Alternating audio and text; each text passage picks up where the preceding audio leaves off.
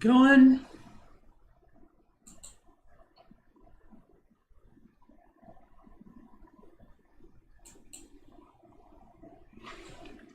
Testing, testing.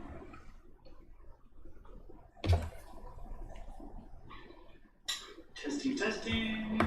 Okay, so we're all good. I used to have to look over there. Now I just have to look right here.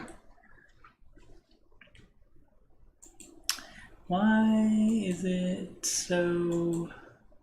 I don't know why it defaults to not 1080p. I'm streaming in 1080p. Wonder why it does that. Alrighty, so let's start. Live from Cabot, Arkansas. It is Ramsey Coach number 29. July, what is it, 22nd, 2023. And let's get going here. I am Coach Steve Money, Ramsey Solutions Certified Financial Coach. And if you've got money problems or you just want to make sure you're on the right track, you can schedule a free financial coaching assessment consultation with me at calendly.com/Coach Steve Money. That's CALENDLY.com/Coach Steve Money. The link is also on the right side of my green YouTube banner, as you can see right there. You can email me about coaching or anything else on my YouTube channel, CoachSteveMoney@gmail.com. Donations can go to paypal.me/Coach Steve Money. You can add me on the gram at Coach Steve Money. And of course, this YouTube channel is youtube.com/Coach Steve Money. Alrighty, as I do all the production here, get rid of that. And, alright, so shout out to my lovely daughter, who gave me my lovely grandson today. Just about 2 hours ago. Something like that. So, shout out to them. Speaking of babies, 7 baby steps. This is the foundation, basically, of the Ramsey plan. And so see, when I look at the stream now, make sure it's good and check to see if anybody's chatting, I can just turn right here. So yes, I like this setup way better, and it's a lot closer to my original setup. Alrighty, so just to run over the baby steps really quickly. Step 1, save $1,000 for your start emergency fund. Step 2, pay off all non-mortgage debt using Debt Snowball. Debt Snowball is smallest to largest. And more on that, I'm sure. Somebody asks about that every week. Step 3, save 3 to 6 months of expenses in a fully funded emergency fund. Now, steps 1, 2, and 3, you do in a row separately. So you don't try to do steps 1, 2, and 3 at the same time. You do step 1 first, step 2 second, and then step 2 third, in order separately. Now, step 4 is invest 15% of your gross household income into retirement. Step 5 is to save for your kids' college if you have children and if you choose to help them. Step 6, pay off your home early, and doing so gives you access to your greatest wealth building tool, which is your income. If you're not making a house payment, then you have money to build wealth and give, which is step 7. So again, steps 1, 2, and 3 you do separately in order. Steps 4, 5, and 6 you do at the same time in order. And again, if you don't have children or you choose not to help them, you can just skip that step. If you decide you want to be a lifelong renter, you can skip step 6. You do not have to buy a house. Generally, that is better and can save you money in the long run. But if you are more comfortable renting, you can absolutely do that. All right, let's see. Okay, so we go to usually 2 weeks ago I did Facebook questions only from the Ramsey Baby Steps community is the name of it, and that is run by Ramsey Solutions over on the Facebook. This subreddit, reddit.com/r/Dave Ramsey, is run by fans, not run by Ramsey Solutions. So there's a lot more non-Dave advice on here. People come here anyway. For some reason, I guess because why you would do that is there's a lot of people that are interested in money stuff. And so people who aren't necessarily interested in the Ramsey way probably want interaction and so forth. And that's also why every day people come into the Ramsey Show YouTube chat and have differing opinions and make sure that you know about it. All right, so separating, or not separating, what is it called? Sorting by new. Here we go. Posted by SnooDonkeys9918. Paying off rentals in baby step 6. I'm 35 years old. 8 rentals with 3 paid off so far and $500K in mortgages remaining. That's what we call debt leverage. Primary, Dave does not recommend. Primary residence is paid off. Excellent. That part's excellent. Rentals net $50K a year, but we live off my main income of $80K, working 40 to 60 hours a week. All right. How intense should I be with paying down the mortgages versus spending some of the rental income so I can work less and spend more time with my family? I want to work part-time in my 40s for sure, but I also want to enjoy my 30s. Well, you get to do whatever you want to do, but Dave is going to suggest you pay those off, maybe even sell 8 rentals, maybe even sell 2 or 3 maybe of the lower profit ones perhaps, and get the other ones paid off because you're doing debt leverage right now. And he recommends that you do rentals with all cash only, no mortgages only on houses that you live in, so one at a time. And rental property should be bought with cash and paid all at the same time. Now this person isn't doing it. This person may be all right. It just depends. Dave was doing all right, doing debt leverage as well, until he wasn't. So it's just more risk. And as I said, Dave does not recommend $500,000 in mortgages. And so he makes, so assuming the rentals don't have a problem and they maintain $50K a year and he makes 80, so that's $130 a year. So maybe, hopefully living on half that, $130. So 65, probably not though, not when you count the mortgage payments. So let's see, it's 8 rentals with 3 paid off. So that means 5, so average of $100K in mortgages on each. And so, you know, you might be okay, but if 2 need roofs this coming year, then what happens? So, you know, they don't have when you figure out all this stuff on your calculator, they don't have a button for, 2 of the roofs are going to be needed, or worse, 5 of the, you know, all 5 of the ones that aren't paid off are going to need new roofs. So, what I would recommend would be to lessen your risk by selling the 2 that make the least money, or 3 that make the least money, and then put that money, you don't spend that money, you put that money on the other mortgages and you pay them off as soon as possible.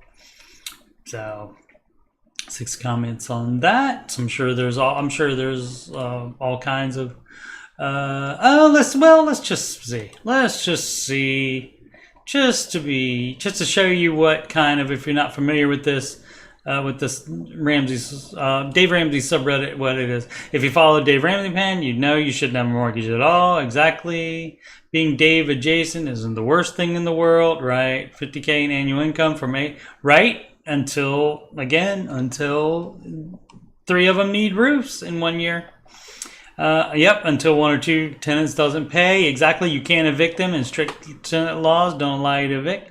Relying on tenants to cover the cost of your rentals are very risky. Exactly.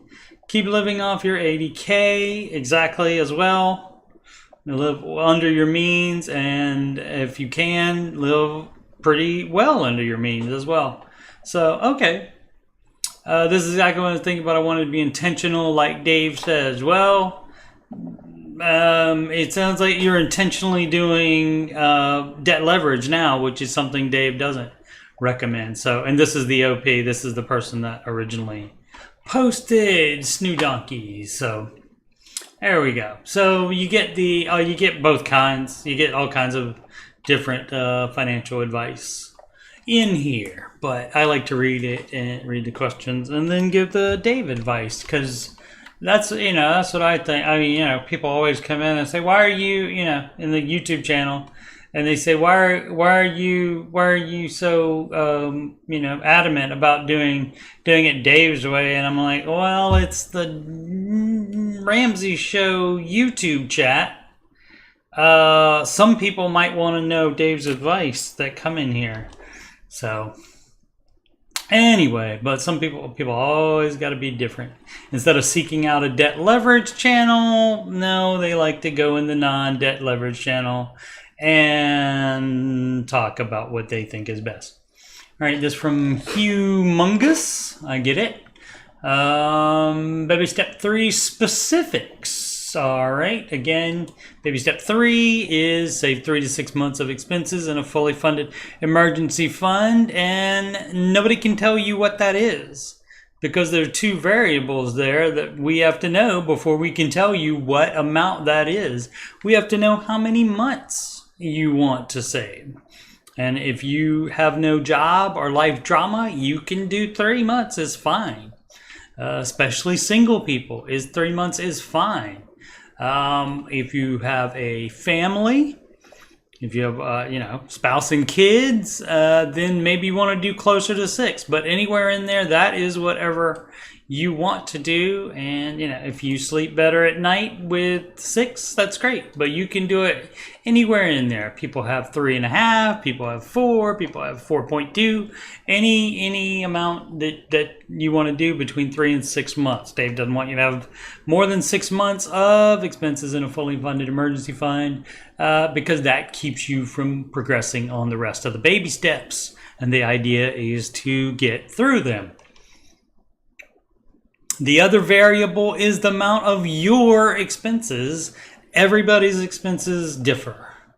Because, for example, I don't go to Starbucks every day. So, hopefully that's not in your budget. But if it is, you're the boss of your budget. So if you can do that and still make progress on the baby steps, more power to you. But every little bit helps.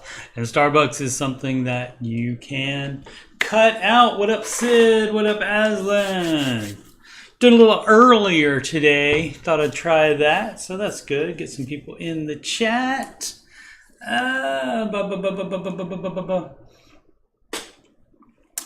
Sid making fun of the anti-Dave advice people. Then go in the chat. She's saying it's just another opinion.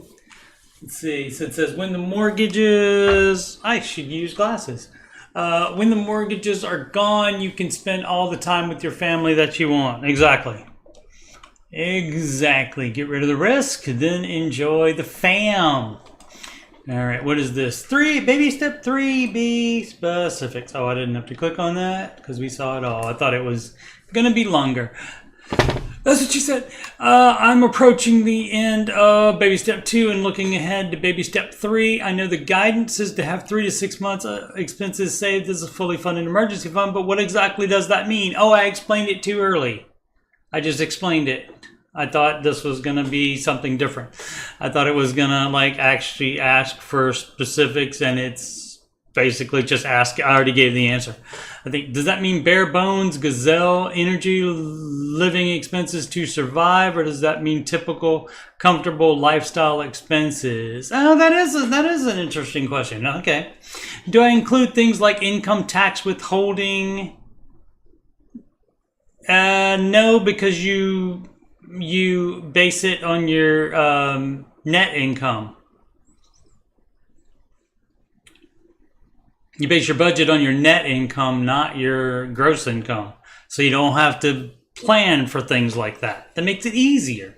Let's see, insurance, etc. that comes out of my paycheck. Right, that already comes out. So why make it harder on yourself by having to start with gross and take those out? Don't do that. Do with net. Or do I assume I don't have a job? No, you can do it with your regular expenses. If you're paying, if you're still doing, even if you're well, okay, so you're right there on baby step 3 and you're saving to fill baby step 3, your full emergency fund, and you're trying to fill it. You can certainly on baby step 3, you don't have to be as gazelle. But you should still go harder than you will once you get to baby step 4. So, again, that's up to you. So you can do like a balance on it.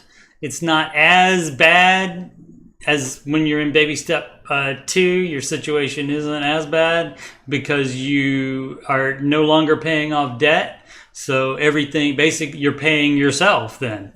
You're paying yourself by filling the emergency fund.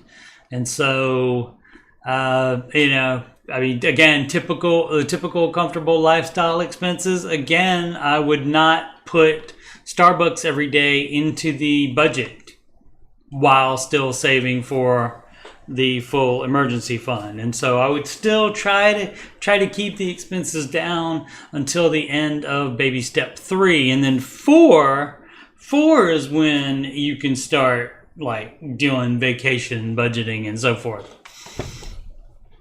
So you do want to maintain some gazelleness during baby step 3 is basically the advice. Boom, boom, boom, boom, boom. Let's see. This is make it realistic. We can live on $2,000 per month. So a bare bones baby step 3 fund could be as little as $6,000, but tying it to something like insurance costs or major repair you might have to do can help. Aslan based hers on a minimum living expenses. Since if I'm not working, I think that is the way I would be living. You should also make it sure it covers the largest unexpected expense you might experience. Okay, yes, I was going to mention that. Aslan beat me to it, though. Basically, what happens if there is an emergency, even though your emergency fund may cover stuff like that, may cover vacations and Starbucks every day, if there's an emergency, you're not spending. You're not going to Starbucks every day. You're keeping that money to get you through whatever emergency it is. If you don't have a job, you are doing that to pay bare minimum stuff. You're not going to continue. You're not going to continue investing at that point. You're not going to continue. Again, the Starbucks every day. You're not going to continue 3 or 4 streaming services, etc., etc. You're not going to continue to do that if you don't have a job. It's to get you through that time until you get a job. And then when you get a job, you build the emergency fund back up to what it should be. And then at that point, you can start doing extra stuff again. And, again, a lot of times we have discussions about when people all the time say they had to do something, and I need something. A lot of times, probably most of the time, you chose to do it. You didn't have to do it. And you don't need to go to Starbucks every day. So, but some people throw those words around very, very liberally. All right, Mr. Strawn, he is a frequent poster on here. And from what I remember, not so Dave-ish on this person here, if at all. Baby step 3 Flair, though, bothering to put himself on which baby step he's on. Individual stocks, I've heard Dave say, okay, well, right there. Right there. Hold on one sec.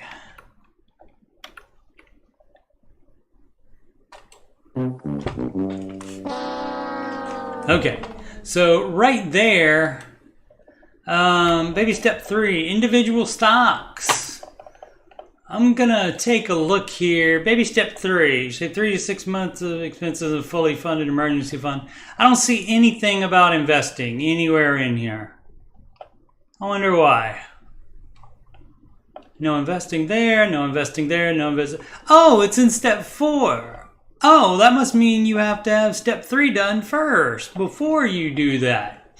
So obviously, Mr. Strawn doing it wrong. Let's see. But anyway, I've heard Dave said to invest no more than 10% into individual stocks. Yeah, he understands hobbying and such like that on individual stocks. He doesn't endorse day trading or anything like that. But basically, he said it's got to be money that you would be fine taking out to the backyard and throwing into a fire. That's got to be basically the same thing. But yeah, no more than 10%. That might have been the percentage you said. I can't remember, but you know, I mean, once you get to baby step 7, you can do whatever you want, except go in a lower baby step. Let's see, would this be no more than 3K on a 60K income? No more than 10% of, yeah, it's 10% of your world. So, no, that'd be 6%, but I mean, 6K on that. My income range is between 6 to 8K, and I can make more money on commission and OT following the plan, but so not following the plan. Following the plan, but I'm not following the plan. I enjoy investing into stocks as a hobby, for better words.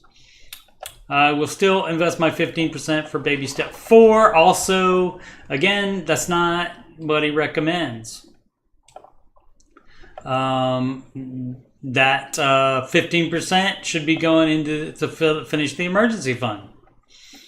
Also, I've completed my 3-month, okay?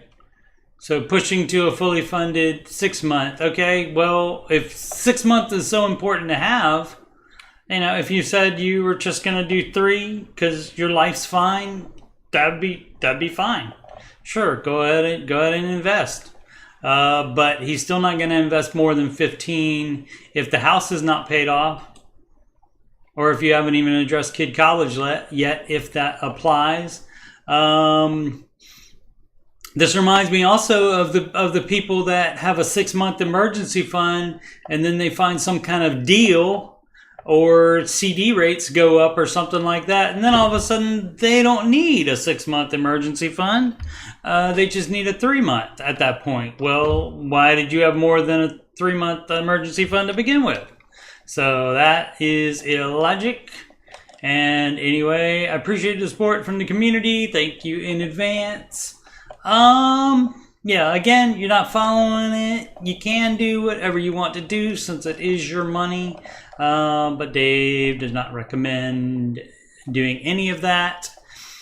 And because the way it's laid out works, proven to work millions of times, the pay your house off early, if you do not do that and you invest more, you are doing what is called debt leverage, and Dave doesn't recommend that. And if you believe in that, that would be the same as borrowing every cent you could off your home equity so you can invest it. That is not what Dave recommends. So that's why you stop at 15%.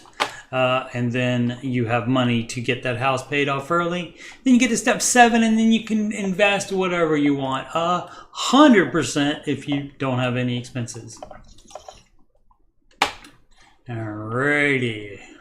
Let's see what my pals have to say about life and stuff. As in thought, Dave meant it was 10% of your total investments. I think he said 10% of your whole world. I think he said that before, but he could have meant the investments maybe. So if your investments are worth 100K, then no more than 10K in individual stocks. Yeah. That would get would need clarification, but basically for that person, he's on baby step 3, shouldn't be doing any of it, is Dave's advice. But basically, Dave's advice is to just have that be a small percentage of your world, and it should be money that you are fine with completely losing should those single stocks not work out for you.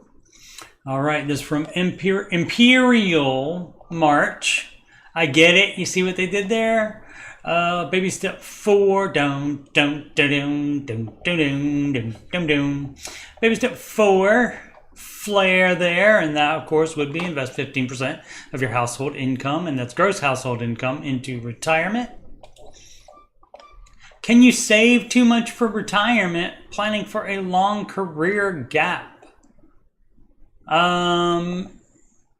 You can. If you're on baby step 4, that means you save 15% of gross.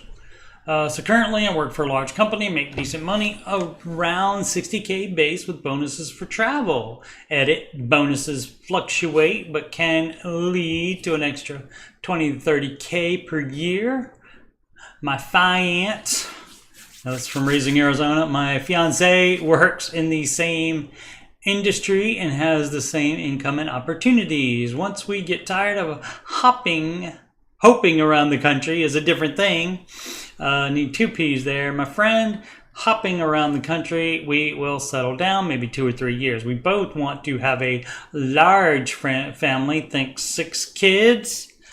Good luck to you. Not so easy. It's not a walk in the park with 1 kid. I guess compared to 6 kids, it might be. And I be a stay-at-home mom. Interesting grammar. I see.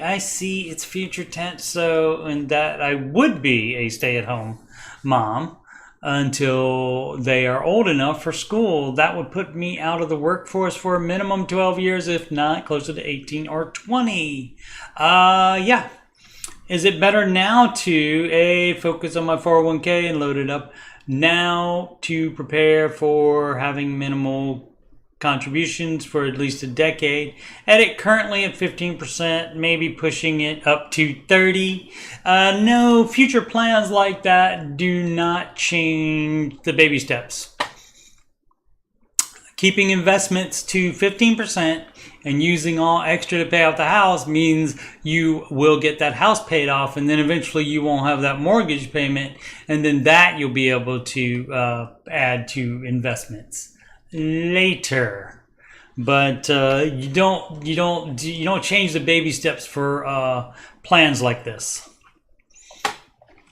You run the baby steps as it is, and then you deal with things as it happens. For example, you don't save, you don't stop the baby steps because you want to have a child.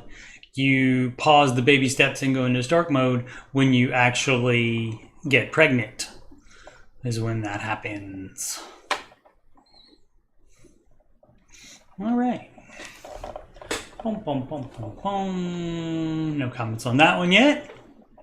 They will tell me if I'm wrong. Trust me. Heavy_friendship 6388 EDM. That would be Everyday Millionaire, which is a book. And then Dave 2 years ago, something like that. year and a half ago, put out a book called Baby Steps Millionaire. Let's see, hit the first milestone this week. Feels like I am further behind than I should be, but I had a negative net worth 10 years ago as I was wrapping up a divorce. Wrapping it up. I took the debt and got the kids, including my severely handicapped kid, paid off my parents and a mountain of legal debt. Got remarried to someone on the same page as me, and she has been able to take care of him, but not able to work because of his care. Found Dave in 2019, paid off student loans in 2020, and kept being intentional. Do we have other stuff? Okay. All right. I don't know what first milestone is. I don't know if that's... let's see. Paid off student loans in 2020. Like if that was the only debt...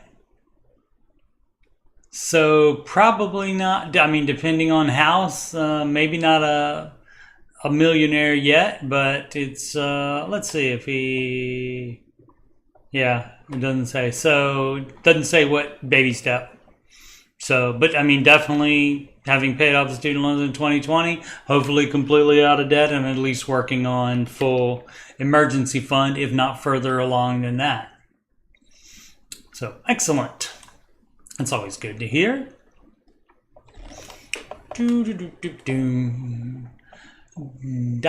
Cafe bean. All right. Baby step 4 flare. Baby step 4 and or down payment. September 1st, when the pause ends, I will be paying off my student loan and I will still have a comfortable emergency fund. Excellent. So that will be baby step 1 to 3 completed. Yay! All right. 26, single, dos gatos, G-A-T-O-S is in Spanish, I believe. I think that's correct. No kids, so no baby step 5 needed for me in the foreseeable future. Haha. All right. For baby step 4, putting 15% forward to time. I have a couple questions. All right. So, yeah. And so you're right there. Having completed baby step 3, time to invest. Is the 15% supposed to be gross or net? You base that 15% for investing for retirement by using gross. The net is what you use. The take-home pay is what you use to figure out how much house you can afford. Have a GS. Should that be G5? It might be GS. I can't remember what that stands for. Government job. So my paycheck deductions include retirement and TSP. I know the TSP is their investment service, investment account, right? Like a 401k, and I've been putting in 5% gross since I started working because that's the highest they match. All right. Again, that's not recommended. You might not get a choice for that. Like teachers don't have an option. They have to save for retirement. They have to contribute to that. So 15 for gross. Was there another question other than that? And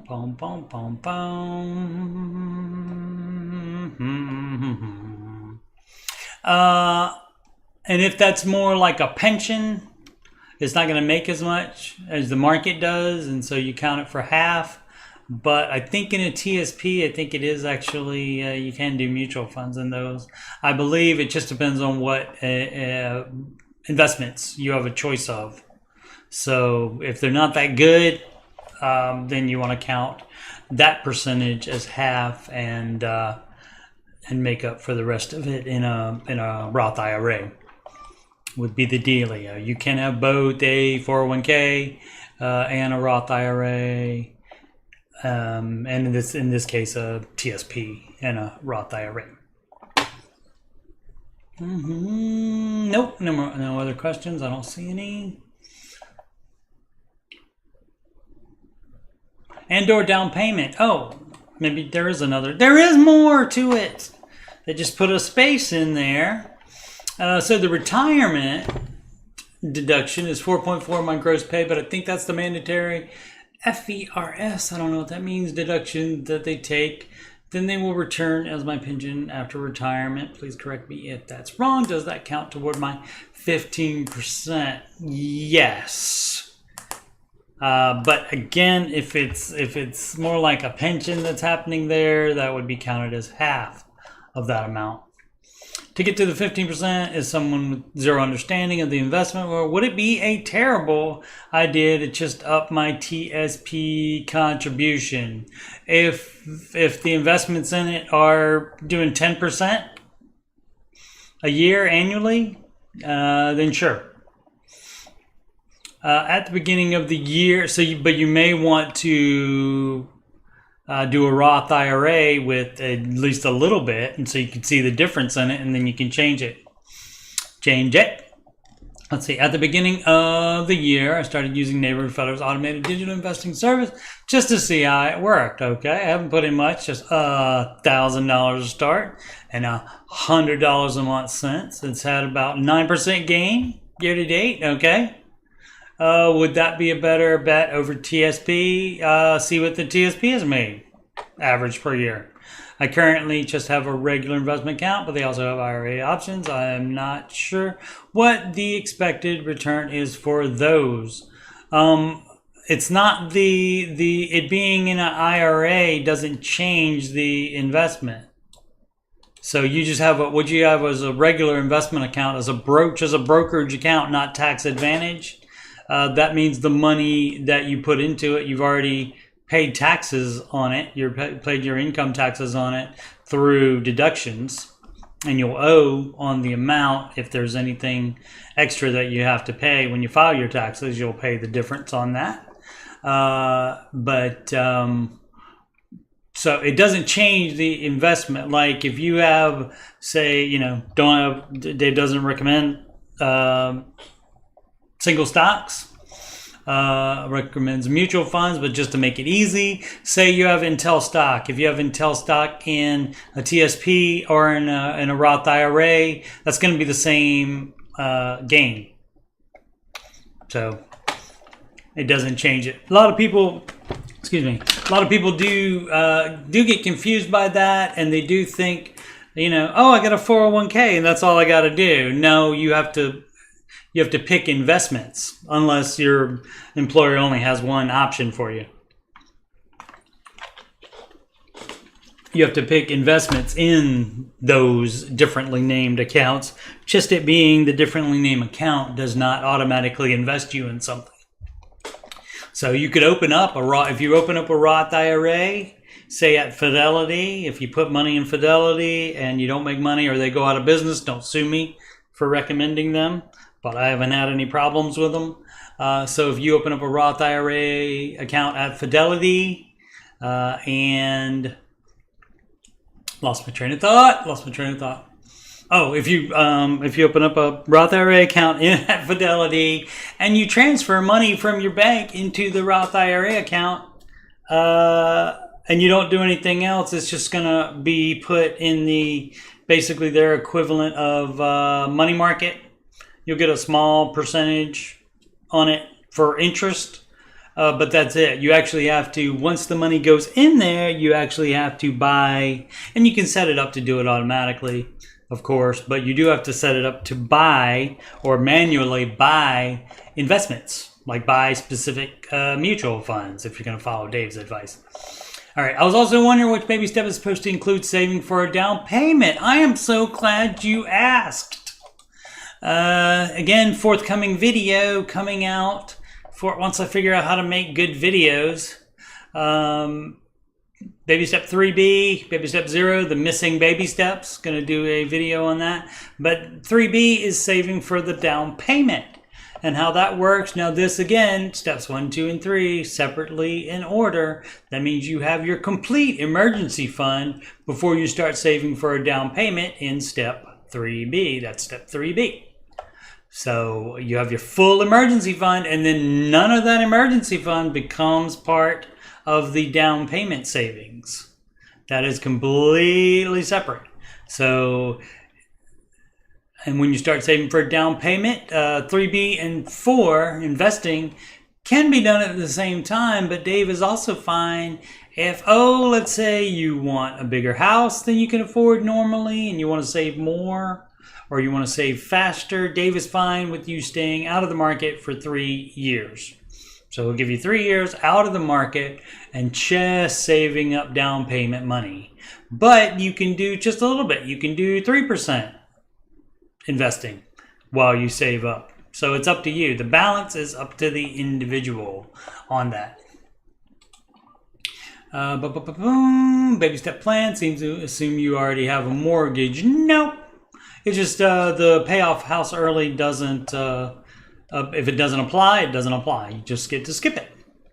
Let's see, don't have a house yet, but I'm renting room from a friend I would like to buy soonish and have been saving for a down payment. Okay. Sounds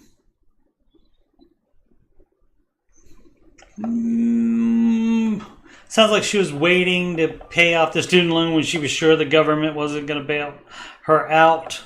So, all right, not what Dave recommends, but all right, we'll go from today. And so today, fine. So will be able to pay off the student loans and have the down payment.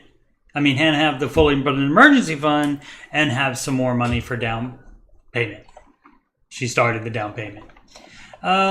Savings. If I up my retirement investments, that will reduce what I'm able to save towards my down payment. Indeed, but if I get into my house soon, I stop losing money on rent. I doubt it would be cheaper, so you are going to lose money by paying more. If you're talking about you're losing money on rent by you having equity, yes, but that doesn't create cash. That doesn't create any cash until you take out a HELOC, not recommended, or until you sell the house. So should I save up first? Yes, and then do step 4 after I get the mortgage and stop paying rent? Or is it saving for the down payment supposed to be part of step 6? No, it is step 3B, as previously said. And again, you get to choose the balance. If you want to move into a house as soon as possible, soonish, if that applies for as soon as possible, then you would stop. You have to invest the, 4.4 or whatever percent is required by your job. So you can't get out of that. So that's that. But other than that, don't invest anymore until you have the amount of down payment. And Dave is fine. If that takes longer than 3 years, then you would have to start. If you're going to follow Dave's advice, you would have to start investing after 3 years. Did it cover everything? I think so. Oh, a lot of people also have to do that if they don't make that much money. If they don't have a high cost of living job, but they live in a high cost of living area, a lot of people do have to save for a bigger down payment to make the house payment affordable, so they are not house poor. Alrighty. So I knew there was, because I remember seeing this title and/or down payment, so I knew there was more. All right, please comment on my post from earlier today. Okay, I will when I get to it. That's interesting. Somebody not getting enough love on the post. We'll get to it. Faith with Fate. Interesting name. Let's see. Okay, no comments. Let's see. Commercial _staff 5706. Extra payments on mortgage. Okay, folks. I owe $327K on home loan. I have 27 more daunting years. No, you don't. You're choosing. Nobody made you. Also, nobody made you get a 30-year mortgage, which apparently you did. That's not Dave's advice. 15-year fixed rate mortgage. I used a mortgage calculator, and if I pay $1K extra, I could pay it off in 12 years. Imagine that. Do that. 3 years before my retirement, loan percentage 3.5. I hear conflicting viewpoints in that I can use that extra 1K on investing in the market and I could potentially lose money in the long run. That is correct. You take? Oh, your take. Thanks. Okay, well, my take is the same as Dave's take, and that is that investing more than the 15% is debt leverage. So Dave's going to tell you to pay the house off first before investing more than the 15%. Use that extra 1K on investing in the market. So you should already be doing 15 if you don't have any debt. Depends on where you are in the baby steps. Doesn't say. 84 comments, not looking through for those to find more information from this person. But again, that depends on, probably shouldn't be doing any of it. If on baby step 2, you shouldn't be doing or being worried about any of that. You got other stuff to do first. All right, mortgage PMI removal, insight discern. I found a thread on personal finance subreddit that gave information about removal of mortgage PMI, which I didn't even know about, okay? If you have a conventional loan that closed between 2 to 5 years ago with no significant house improvements made and the current house value increased such that you are at 75% loan to value or less, the lender will remove your PMI. Sometimes they won't. Sometimes you have to ask. They may ask to see an appraisal or BPO for verification, right? I was paying $400 a month in PMI. Wow. That's why you want, if at all possible, to have a 20% down payment so that you have a 80% loan to value, and then you don't have to pay the PMI. So, and it was scheduled to be removed in 2028. I had only put down 5% when I bought the house. Beep, beep, beep, doo. Lazy, didn't want to hit the audio. Bought the house. I had my roof replaced in February this year. Yeah, that does happen. And it's been a little over 2 years since I closed on the house. After reading the thread, I called my lender up. I said, hey, yo, I replaced the roof and wanted to see if I can remove my PMI. The specialist looked in the system and says, yes, I could automatically get it removed. I didn't even need an appraisal or a BBO. Great. I don't think my roof replacement was a factor. Probably not. Houses have gone up very quickly. I'm sure it didn't hurt. My house value went up by at least 200K. There you go. That will relocate your loan to value ratio fairly efficiently.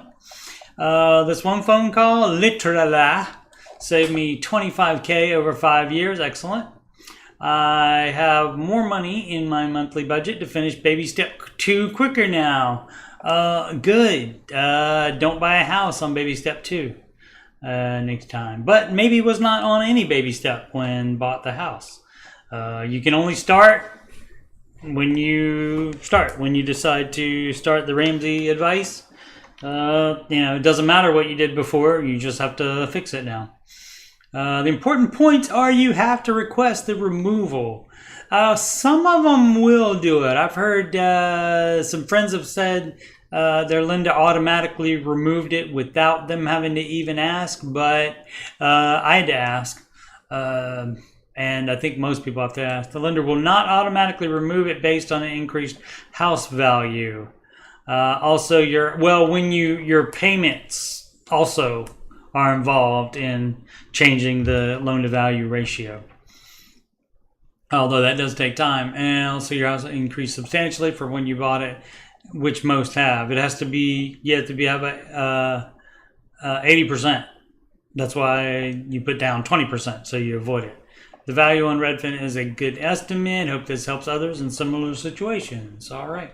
Yeah, definitely. Yeah, a lot of people, I'm sure, don't even realize, people that aren't, intentional about money, and they're not looking at every little thing that they can do to stop paying out more money than they have to.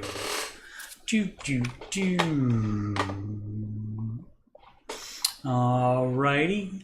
I think I've lost my peanut gallery. Let's see. Salvadude 91. Paying off the remainder. How long have I been going here? About 50 minutes. Probably do an hour and a half. Paying off the remainder of my student loans in one fell swoop. Very nice phrasing there. I'm fairly new to Dave Ramsey, but he's now got me thinking of just liquidating most of my assets and paying off the rest of my student loans. I have exactly $10,000 left. Thanks for nothing, Joe. It's not his fault. He was trying to do something that you have to go to Congress to do. And he's still trying to do it again. And could pay them off before interest starts accruing again. Do that. Is this a good idea? If your investments are not in retirement accounts. If they're not in tax advantage accounts, where there is not only you have to pay tax on gains, but you also have to pay penalties for taking it out too early if it's in a retirement account. So you never touch retirement unless it's to avoid foreclosure or bankruptcy. In those cases, they're gonna be liquidated anyway. Is this a good idea? I just finished paying off my credit card debt. Excellent. And wanted to keep the momentum going. This would put my investment at close to donut. I would still have $25K left on my car as well as my wife's student loan. That's 25. Wife's student loans on top of that, and 10,000 all together. Also income about 135K a year. Oh, no more than that. No more info. Shouldn't be investing at all. Should be definitely pausing investing while you're paying off debt, and it's smallest to largest, so it wouldn't be the student loans. It also may be my wife's student loans. I don't know if there's combined finances here, which should be the case in a marriage.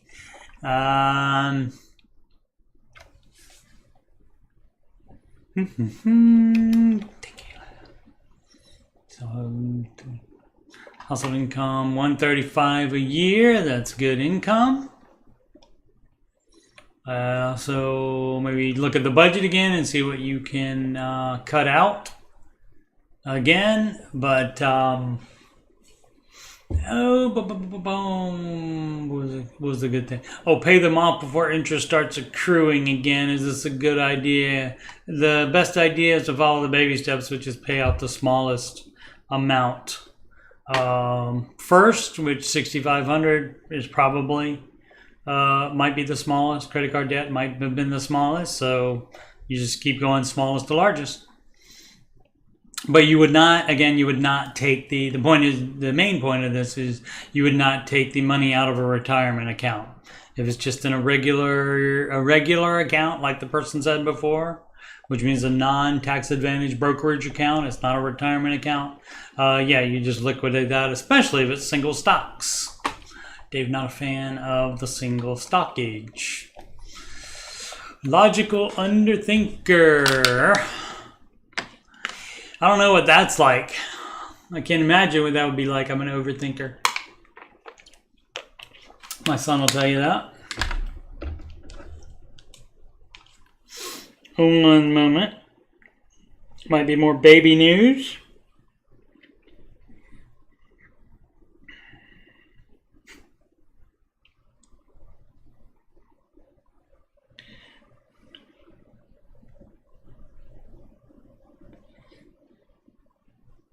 All right. Texted my daughter earlier to get some rest. I didn't even know if she would read it today or not. Having just given birth, but she said, what did she say? Oh, she said it was quite the experience. I imagine. Got a lot of those coming up. Need help? Need help figuring this out, please? So let me explain. No, it's too much. Let me sum up. That's from Princess Bride. Recently, I moved away from my fam to live very far from them. I'm with friends, though. Got a decent job here.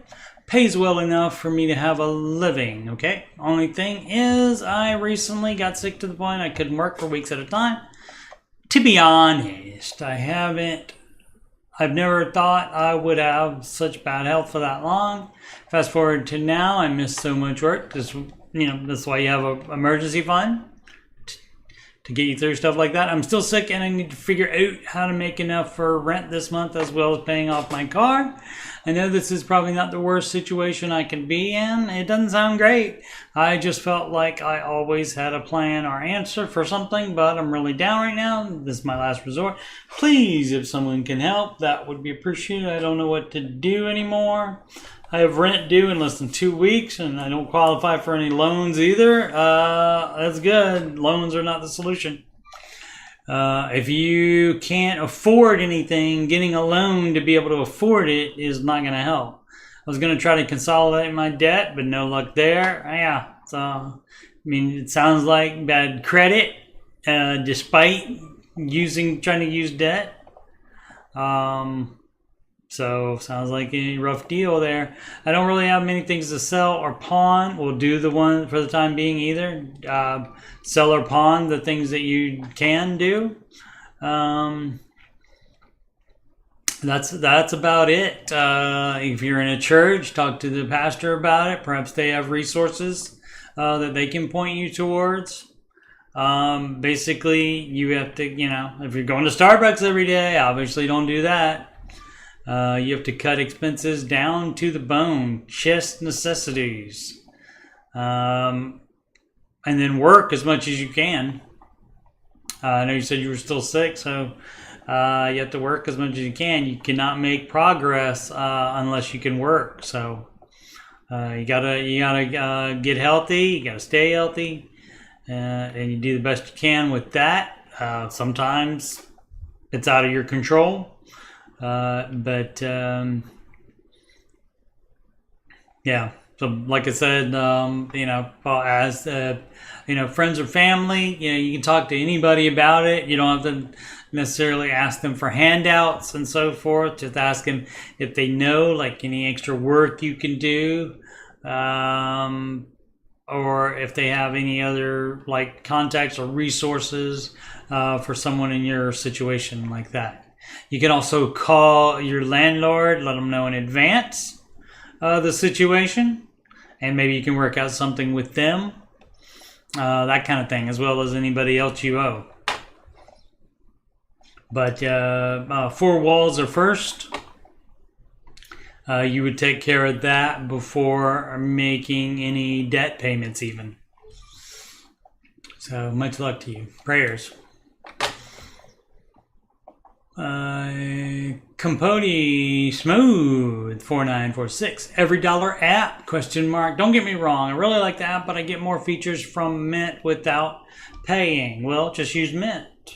And why do you need to paying a subscription for a budgeting app seems counterintuitive, or just maybe me entering everything manually will curb my spending. LOL. Hope something does. Sounds like something needs to. But yeah, so I mean, the every dollar app wasn't for me either. I didn't like I didn't like the way it worked. I use a spreadsheet and I can make that do exactly what I want it to do. So, and I don't have a problem entering in the stuff. I don't need it to connect with my bank. I can just do all that myself. Let's see. Faith with Fate. Here we go. This is the one where they didn't get enough. 39 comments. That's a lot. But maybe some of those came after this person said, hey, comment on my thing from earlier. Baby step 1 flare, which of course is save $1,000 for starter emergency fund. Hello. Overcoming obstacles. I've known of and been greatly inspired by Dave Ramsey for the last 2 years while being in college. I graduated last December, and I am a group clinician at a mental health treatment facility for children. My take-home is about $40K. That is not that much.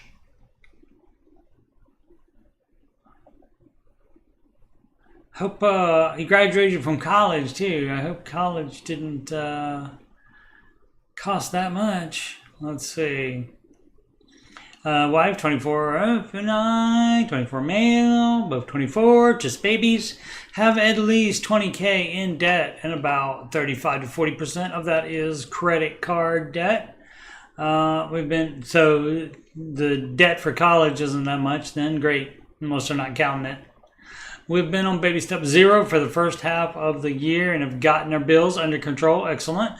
But now I am having a very hard time implementing the next step. Baby step 0 is, of course, everything you do before you start. Step 1, before you start saving that starter $1,000. And that includes getting the 4 walls in place. That would be food, shelter, clothing, and transportation. And my pal Sid likes to add internet in there, which I don't have a problem with. ATOL, since everything's done on the internet these days. That's one thing. Another thing is where you say, oh, debt is bad. I am going to take debt off the table from now on, and I will find another solution to do whatever I want or need to do. And so there's a couple other things, getting current on bills like these people have, and also getting insurances in place. And there's probably a couple other things I'm not thinking of at the moment. But that is baby step 0. And again, forthcoming video once I figure out how to make decent videos. Let's see. My wife has several different like not a live thing, but like actually something with video footage and such.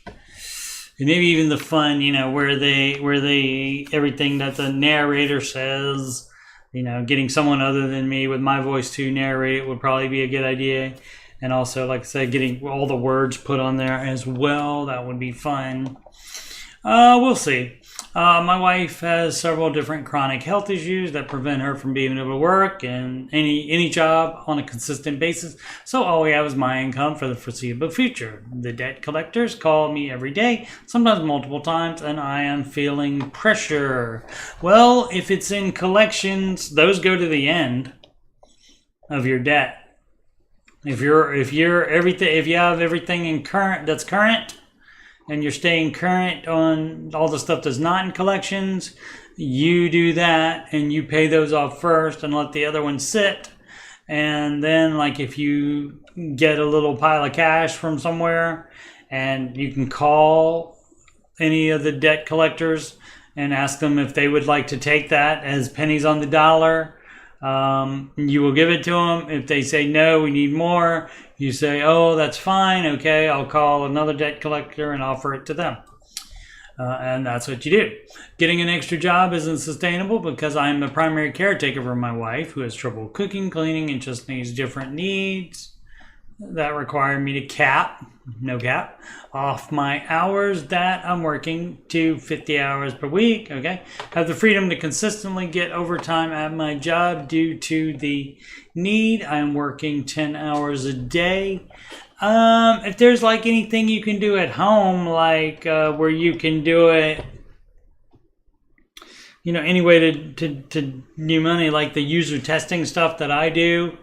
That's anytime I sit down at the computer, and that's like $10 for 10 minutes. At times, if you qualify to do that particular test, something like that. So, you got to bring in more money, apparently. I just essentially need considerable guidance on what I should do before things get even more out of hand than they are. I'm committed to Ramsey, by the way. Excellent. Or the Ramsey way. This is the way. I want to see this through. Feel free to ask any question. I'd appreciate all excuse me, respectful advice. All right, yeah, and that's it. You gotta spend less and make more money. You gotta figure out something to do like that. Something like I suggested that you can do from home while also assisting / taking care of your wife. Something that you can also do for like 10 minutes at a time or whatever. Stuff is out there. Just got to find it. And again, when you're in rough situations like this, if you're in a church, you can talk to your pastor because they may have resources they can put you in touch with. Also, local government may have resources as well. Again, this is from Compote Smooth again, or Compote Smooth. What's a good saving percentage monthly? This is another one of those, what should my emergency fund be? There's too many variables. So right now I'm saving 11% of my income monthly for my emergency fund. The idea isn't to save up an X percentage. The idea on baby steps 1, 2, and 3 is that you put every extra cent to that baby step. So it's not the oh, I'm going to save 11% and then I'm going to go to Starbucks. I do like picking on Starbucks apparently. Let's see, what else could I say for that? I'm going to save 11% and then I'm going to go to a sit-down restaurant and spend a lot of money there. That's not what you do. You put that money in the emergency fund instead. After you get the emergency fund full, go to a nice restaurant once a week. Fine. Trying to build stuff back after a lengthy divorce. That's a lengthy divorce. Then after I get back to a number I'm comfortable with, I'll start upping my investments. You shouldn't be investing at all while you don't have an emergency fund. You're doing it wrong. Doing it wrong. I mean, perhaps somebody in the 20 comments told them that, or her. Let's see. Billy Bedbug thinks Starbucks is great. If you don't have an emergency fund, it's not great. Let's see.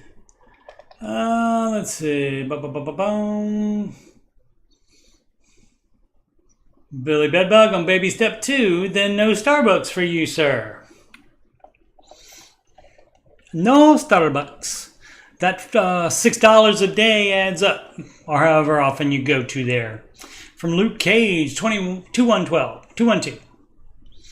Minimalism and Ramsey. Minimalism does work with Ramsey because that means you're cutting expenses. So that does kind of work in there. You don't have to be a minimalist. But it can go hand in hand with it. 88K in debt. You weren't a minimalist while you racked that debt up. Making 63K a year. Finished baby step 1. Now currently preparing myself for the tough grind of baby step 2. Hopefully you did a budget. That didn't include Starbucks.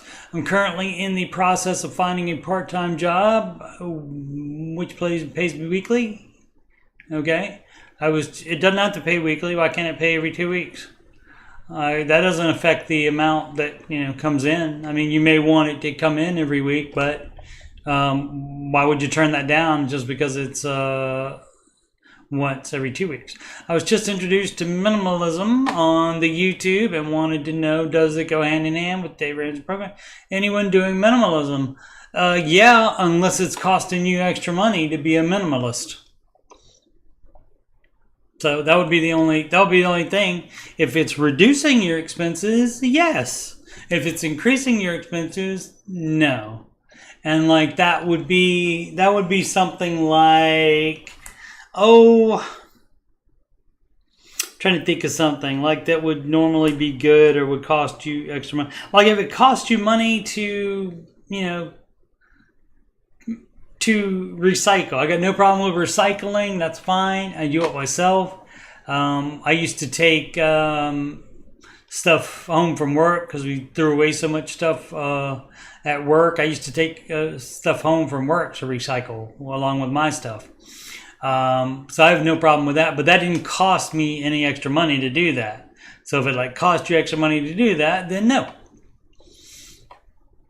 So yeah, be a minimalist. Just don't have it cost you any extra money. This is, promotion. That's made to look like a post. How about that? Expanse. Epic Game Store. Epic Game Store, all online, has free games. This week it is... Sid, it is, I don't know if you kids have, what's the name of Elder Scrolls Online is free on Epic. And there's another game, I think Murder by Numbers. There's another game on there. They have 2 this week, and I think they have 2 next week as well. But they always have at least 1 game free every week. And those go from... It changes every Tuesday morning, the game or games that they have. For free. Billy Bedbug recycles a lot. That's great. Shelly's Mask. Paid off mortgage today. A little bit of second guess. Oh, what was the person that said, "Hey, comment on my thing"? Oh, the overcoming obstacles. Oh, that was the people in debt and that were that he has to take care of his wife, so he can't work a lot. Okay. Not getting enough love. Had to say, "Hey, comment on my stuff." Paid off mortgage today. A little bit of second guessing creeping in. What else would you do? Do debt leverage by not paying it off and investing it? Let's see. Cashed out about approximately $60K worth of stock plus $100K from savings to completely pay off the remainder of a mortgage. I don't know why you would have second guessing about that. Why you would have buyer's remorse for that. Now you don't have a house payment. Still have about $200K combined between both stock and savings, so it's not like I'm down to zero. My goal from here on out is to pour that freed up paycheck back into my stock investment every month. Okay, great. It may be because you're thinking about it like people think about if they have a bunch of cash. Because then if they use that cash to pay off the house, then they don't have a bunch of cash anymore. And make sure you do have full emergency fund before you spend all of the mortgage on investments. Don't get me wrong, as a believer in Dave's financial philosophy, except the mutual funds thing instead of single stocks, sounds like. I feel like I made the right decision. Paying off the house is good. But there's a tiny, itty-bitty little part of me wondering if I should have left the money in my investments instead. If they were in a retirement account, yes, but I'm guessing it wasn't. The age-old invest versus pay off the house, math. Yep. As mentioned, it's not like I'm down to zero, but I wince just a little bit when I think of the big chunk of money I put into the mortgage that could have been invested instead. Some of the stock I sold was from companies I valued and had planned on keeping long term. And of course, they're currently on upward trajectory now that I've sold them, LOL. Yeah, most of the market is. Doing nice coming back from that inflation crash or whatever you want to call it. I don't know if they have a name for that. There was the pandy crash, and I guess it's the inflation crash. Would be nice to hear from anyone that's paid off their mortgage, has no regrets, or enjoys investing at a faster pace. With all those freed up funds, do you feel like you built back up fairly quickly after being depleted by a large debt payoff? Any regrets? I can't speak into that. I paid off a house when I sold it. But other than that, I didn't pay off a house, and I've been renting since then. So I can't speak into that. But the thing that people don't factor in when they do the invest versus pay off the house math is a lot of times they forget to subtract the interest that they're paying on the mortgage. So they're like saying, "Oh, I make X percent on this high yield savings account.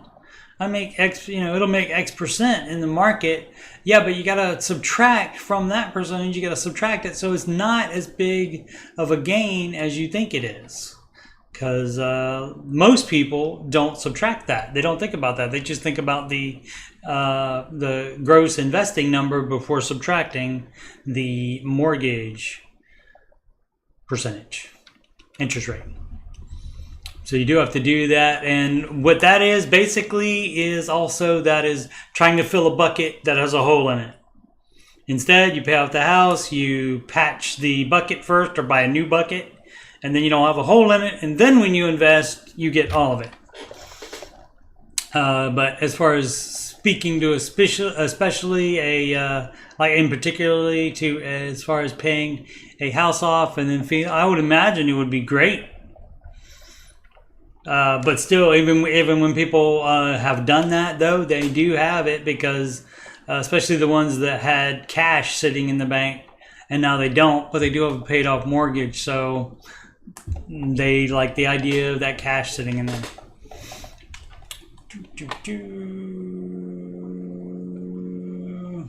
Billy Bedbug downloading Elder Scrolls Online right now. Okay. Now that was just letting you know that it was available. That wasn't a recommendation. So if they go out of business, or if you get addicted to it or something like that, don't sue me.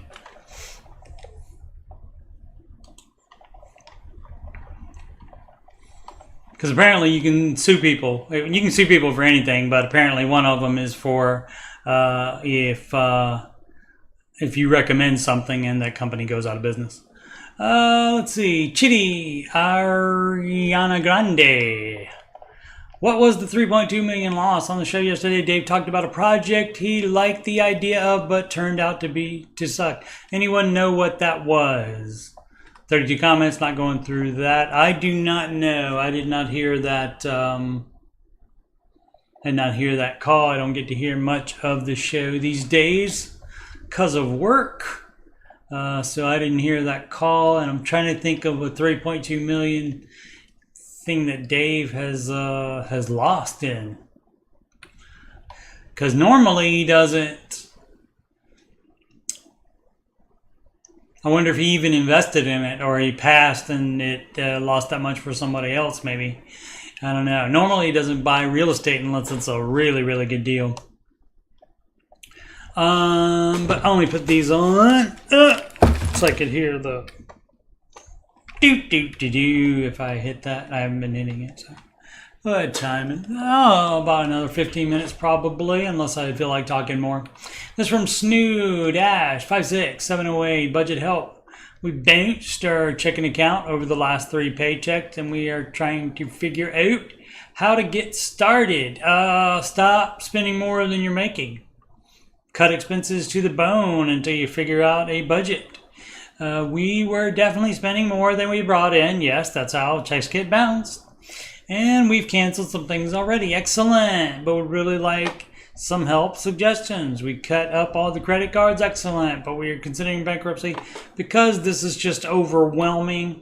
I don't really want to file bankruptcy though. Family of 5 with 3 younger kids. I'm not sure how to budget for food because we ate out a lot. We were thinking $100 a week. But most suggestions we've seen say it's closer to $250 a week for a family of 5. Last month we spent $240 on fuel. Go to work and go home and don't go anywhere else. Don't go out to eat. See what the budget looks like. See what the expenses look like just eating from the grocery store. Don't buy expensive foods at the grocery store. Buy the cheap stuff. Income $53.98 every month. Expenses. A lot of scissors there. Trash 43. Internet 120. That's a lot for internet, dog. Mortgage 1064, car insurance 172, cheapest phone 275. Is that for 5 phones? Work line and personal cells, electric 340, level billing. Maybe try to cut out using electric so much. Vitality, I don't know. What is Vitality? Oh, health insurance through work. All right. Spotify, buy. Buy to Spotify. Apple storage, buy. Don't need it, even though it's just $3. Save stuff on a flash drive. You can do that over and over again for free. Eventually, the flash drive will pay for itself. Tuition, $3 a month. That doesn't pay for itself. Tuition $5.10. Switch schools, so donut. Okay, great. Netflix $16. Buy Netflix. Buy Amazon Prime. Buy Hulu. Buy YouTube. Buy Disney. Not doing any of that. That should be all stuff that you can cut that I said bye to. Debts, Department of Revenue, 5150. What does that mean? $1,800 for car number 1. What does that mean?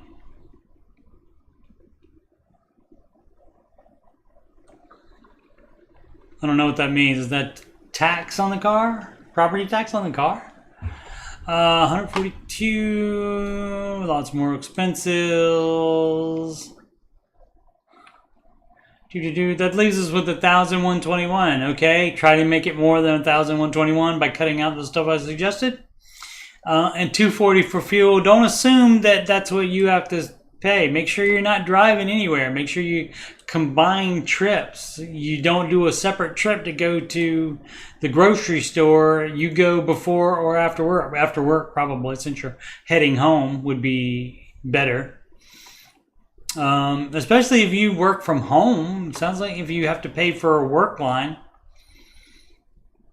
So don't drive anywhere that you don't have to. No joy driving. These $881 for food and debt payoff. Do you have any suggestions without bankruptcy? Yeah, I don't think you're bankrupt. I think you just need to cut out all the crap. Sell anything you can that you're not using regularly and try to work more. Work more, spend less is the basic answer for that. But yeah, budget, it can be rough. Give yourself at least 3 months before you get discouraged for it not working, and definitely cut the eating out and then see what your food budget looks like then, and then make changes from there.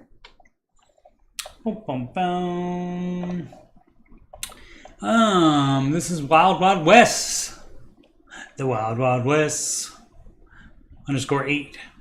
How to, I guess, Wild Wild West _1 through 7 were taken, or our troll accounts. How to pay off debt. Follow up to post 3 months ago. Okay. I would like some group insight as to how to pay off my debt best. How have you been doing the past 3 months? Debt, car loan, 8,000 change. Interest rate doesn't matter. Student loan, 56K. Interest rate doesn't matter. Starting 12/23. That's correct. I thought September. Car insurance, $160 a month. Currently comes out of savings account tied to Turo. Side business that's made $1,200 of savings. All right. Assets, $85,000. I don't know if salary's an asset. I guess it is. When you get it, it is. The cash is, I guess. About to switch careers and change to $65,000 a year. Why would you go down in salary? Wife's salary, 65. Savings. The savings goes to pay off debt. You don't have savings. You have $1,000. Step 1, save $1,000 for start emergency fund. It doesn't say save an extra $28,000 and then pay off all debt except the house, smallest to largest. So that's gone. That's gone to the debt, my friend. 10K for emergency fund. No, it is 1K. Get rid of that 0 there. No travel. There's no travel. There's no travel. Bitcoin investment total. Cash that out to the debt. Roth IRA, you leave that where it is because it will cost you taxes and penalties. Based on the above, I'm wondering what to do next. I'm thinking, I don't know, maybe follow the baby steps. It's a shame nobody told you that 3 months ago. Or if they did, you ignored it.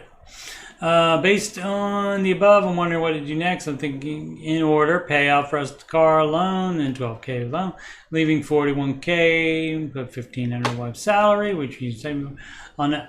Just follow the baby steps. That puts us debt free in 2 years, 4 months. Doing it your way is slower, way slower. If you get rid of your savings, pay out, use savings to pay off debt. Every bit of savings above $1,000 So that's 20, what was that, 28, 90, 900, almost 29. So let's say 28 to make the math easier. Let's see how much we have altogether. That is, yeah, so that's not going to completely get you out of debt, obviously, but it's going to help. And then the 9K here. So, and that's not going to be complete, but that's, and the 2100 here, almost 2200 right here. The Roth, again, you do not cash out because that's going to be penalties and taxes on that. And so, thoughts, would any of you do anything differently? Yeah, I would click on this tab and I would do this, is what I would suggest. That'll be a good clip. Just not any of the rest of it, but just me saying, you know, would you do anything differently? And then go over here and say, you did it. I'm going to make that a clip. And I'll leave in the part where I say I'm going to make that a clip. That'll be so awesome. Yep. Let's see. Oh, I didn't read this part. Last post, someone suggests racking up the high yield savings account since it's higher than car loan interest rate. Yeah, you're not getting anywhere doing that, are you? That's not helping. You haven't made any progress since 3 months ago, probably. So you're doing it wrong. So do it this way. Millions of documented cases. Millions of documented success stories. Alrighty. Shouldn't have told Billy about the Elder Scrolls because now he's doing that and playing that instead of watching my video. Whoops. Whoops. Whoops, I did it again. Alright. Economy Medal 5001. Baby step 4, flare. Finally in baby step 4 into... Remind you, baby step 4, invest 15% of household income into retirement. And that's 15% of gross. So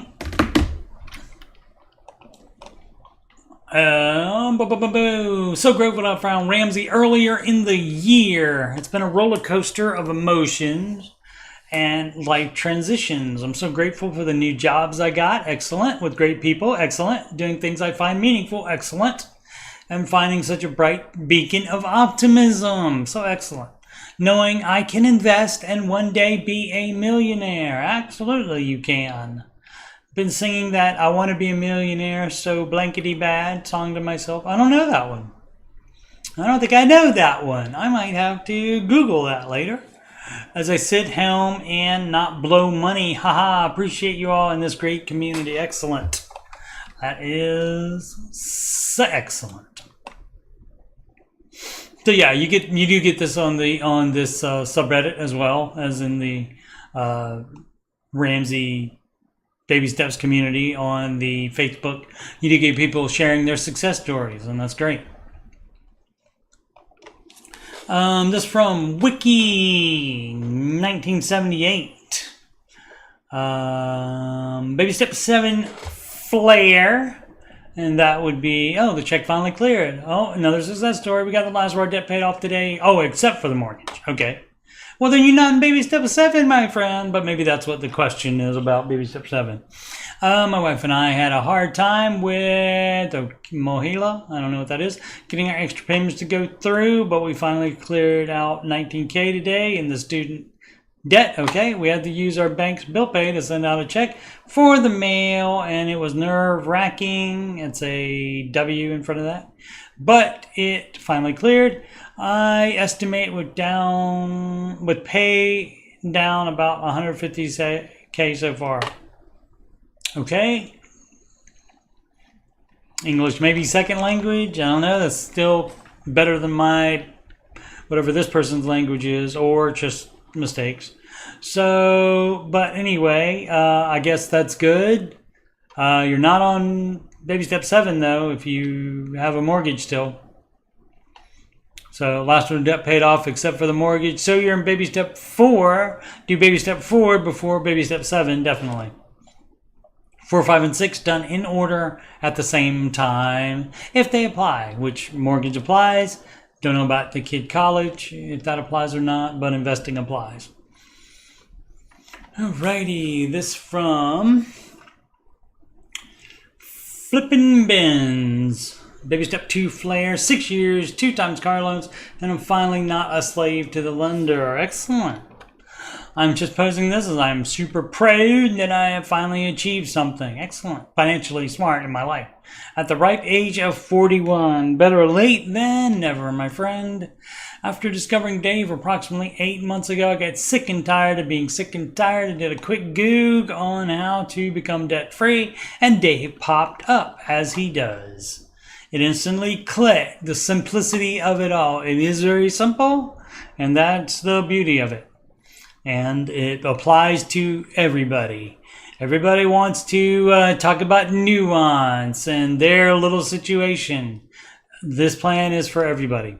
It has been something that my parents did all along, but never really explained why being debt-free actually worked. I had too much car. I had a 40,000 Ute.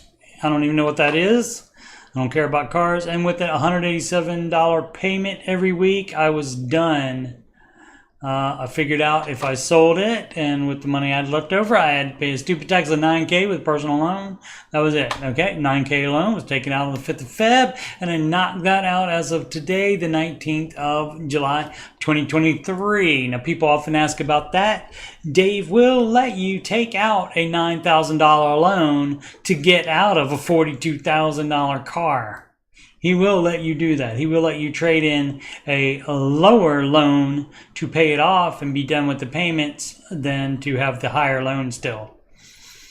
Let's see. Aussie date. Okay. It's close enough to regular dates. Down under. With extra payments, bonuses from work and selling things I didn't need anymore, like suits I never wore, exactly, guitars I never played, etc. Yeah, just look around, especially if you got debt, you probably spend it on stupid stuff that you're not using a lot. So sell that stuff. I couldn't be more prouder. I couldn't be more proud. I am just now looking forward to the future, to putting those payments into getting my 6 months worth of expenses saved up. Excellent. And moving forward in life. I'm genuinely excited for my financial future now. I will not be a slave to the lender anymore. Excellent. 2 success stories in a row. Got to love it. What charity does Dave recommend? I don't know that he recommends. And St. Jude's, yeah, he has said that. Samaritan's Purse, I don't remember that, but I know he has mentioned St. Jude's before, but I don't recall him. He recommends giving all the time. That's in, that's baby step 7. This says build wealth and give. What he says when he talks about it is build wealth and give a lot of it away. So he does definitely recommend generosity. He definitely supports charities. I don't know other than, and I might not have even been able to remember him mentioning St. Jude's, hashtag mention. Shout out Maddie Bags, and unless it was written right here, but yes, definitely you can do that. And basically find a charity, it doesn't have to be something Dave recommends. They can find one that's important to you. Would probably be more personal than something that Dave recommended, although I'm sure St. Jude's is fine, and anything else Dave would recommend is fine. It's a promoted, making it look like a post. From NY, T3X, baby step 7 flare. Let's talk about credit cards, why don't we? So let's just duke it out finally. I see over and over again posts and replies encouraging and defending the use of credit cards similar to every other financial related subreddit, but this is the Dave Ramsey subreddit and it's still pervasive. They don't care. I mean, it's allowed. The moderators here, they're fine people. Seems like they are fans of Dave Ramsey, or they wouldn't have started this subreddit. They wouldn't put in the work. I don't think they get money for this. I don't think it's monetized in any way. It could be, though, with the ads. Not sure. But they are fans of Dave. But yeah, they do let people talk about credit cards. I mean, people can talk about, credit card. They can mention credit cards in the Ramsey Show YouTube chat as well. Now, if it gets like constantly credit cards, and that's all the person says, mod eventually will step in. But generally, I mean, just one mention, well, that's fine. And so, and if you want to use them, you get to use them. That's just not Dave Ramsey's advice. And so, yeah, definitely. I mean, there's so many subreddits. I'm sure you could go to the debt leverage subreddit. I'm sure you could go to the credit card subreddit, and they would love you there. But why come here? I don't get it. I don't seek out the, for example, the Lord of the Rings subreddit when I think Star Wars is better. Actually, I don't even go to the Star Wars subreddit. So, I mean, that's, I don't have to argue with people that disagree with me. You can disagree and go ahead and do what you want to. You don't have to, and that's it too. It's like people they come in the Ramsey Show YouTube chat and they're like, I just don't understand why you guys do that. You don't have to understand it. You can just do what you want to do and live your life and not let it bother you. Just like, I will let you do whatever you want with your money. It's your right. It's your money. But this has worked millions of times. Your way probably has not worked millions of times. Anyway, background me, baby step 7. That's excellent, no matter how you did. Oh, that's right. This person is against credit cards. So probably don't need to. He's saying he has done it correctly. Oh, he's also been turned off today around the year, especially during the pandemic.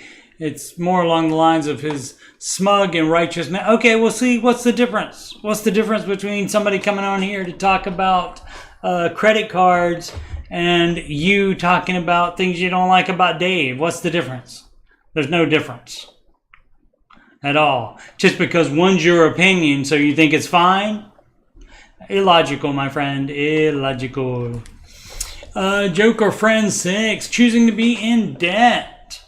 Not recommended by Dave Ramsey. I don't know if you've heard. He's the no debt guy. Might have heard that. What time is it? Oh, 8:36. I went past the time. Alrighty, let's see. Choosing to be in debt. I noticed that a chunk of population chooses to be in debt. They sure do. 13% of Americans have student loan debt, for example. They have available, and they want the rest of us to pay off some of it. They have available credit, and they feel, not all of them, and they feel that they have it to spend. They do have it to spend, but then they have to pay for that. We're not talking about shelter, food, transportation, which could be considered okay for some debt. Nope. No debt. Have we surveyed what percentage of population chooses? We haven't done anything because we don't do surveys, do we? Chooses to live in debt versus being debt-free. Now, Ramsey Solutions may have like some kind of study like this, or some kind of survey, or George may have gone on the streets of the Franklin, Tennessee, and talked to people about it. So he may have some idea. Let's see. If one of these individuals wake up debt-free, they would automatically go back into debt using their credit. Yeah, a lot of people would. Some people might take the opportunity to say, oh, this feels better, and not do it anymore. But probably a lot of people would say, oh, well, credit card's normal, so I'm going to do that. So, yeah, you have to be weird and just not do what everybody else does. Player to be named later. That's a reference to trades. I haven't seen any of those for a while, but and especially not in the NFL, I don't think. It's been a longer time, but in baseball, there used to be, there would be trades, and they would say, this player traded for this player and a player to be named later. So that's what that is referencing. Looking for opinions on how to manage an expensive home payment, in which I feel is a unique situation. Let's see if this qualifies as an exception. It doesn't. Shouldn't have bought the expensive home payment. No exceptions.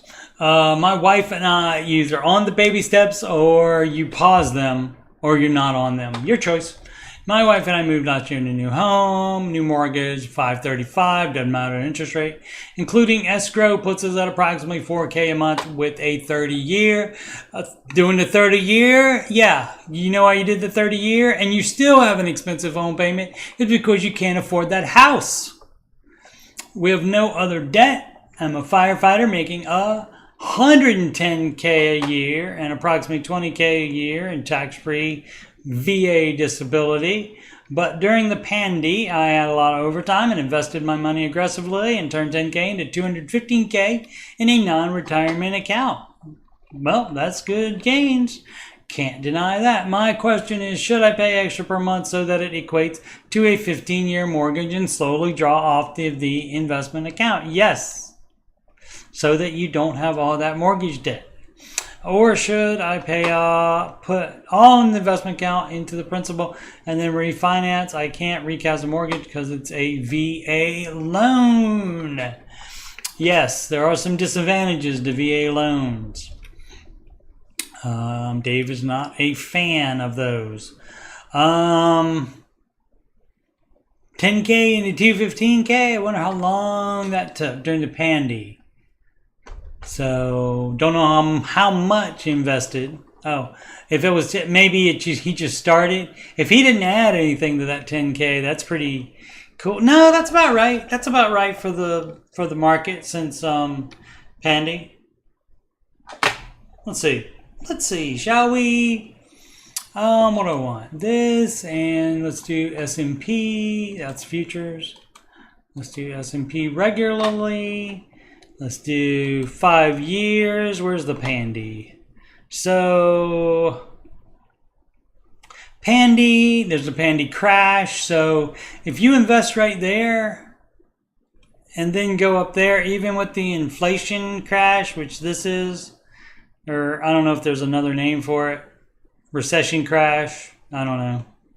Supposedly we haven't had a recession since they changed the definition of it. Stupid. And then now it's back almost up to the high in record time. Not well. I mean, this recovery was much quicker, as you can see. The pandy crash right there. But this is taking a little while. But it's not going to take. Doesn't look like it's going to take anywhere near the 5 years that the market can take and has taken in the past to recover up to the previous high. But yeah, so if he put that in right anywhere in here, 10K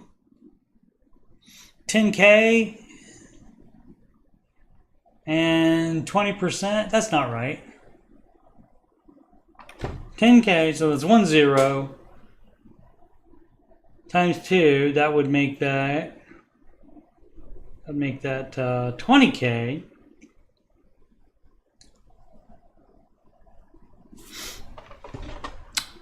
Confusing myself. Let me get out the old calculator. Let's see. You guys can't see the calculator. Oh, let's see. So 10K. Let's see what that would have to be. I mean, maybe he's day trading or something.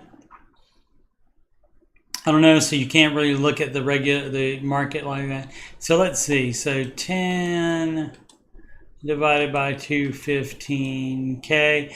I feel like he kept adding to it with the overtime instead of just putting the 10K in. So yeah, so because that's like a 95%. That would have to be 95% gain on that. So I feel like he kept. I don't understand how he did it then. Where are we at? Anyway, so regardless, not in a non-retirement account. So maybe day trading. So and he like kept making a little bit of profit here, a little bit of profit there, and it eventually added up, and he kept adding to it perhaps. So all right, but yeah, it's been. Like I started to go back to it. I started investing somewhere in here, I think. like right before 2020 or just into 420. And so I was, 220, 2020, geez.